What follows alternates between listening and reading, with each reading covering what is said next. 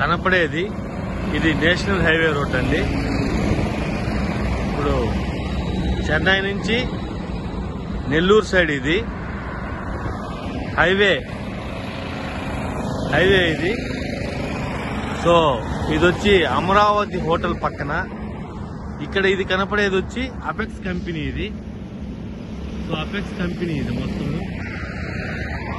ఇది national highway. So ఈ national హైవేకి ఆనుకోనే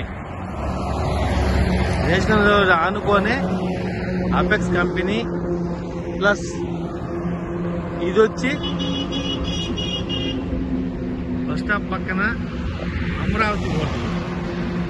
సో అమరావతి హోటల్ అపెక్స్ మధ్యలో టోటల్ 80 ఎకరాలండి ఇది లేఅవుట్.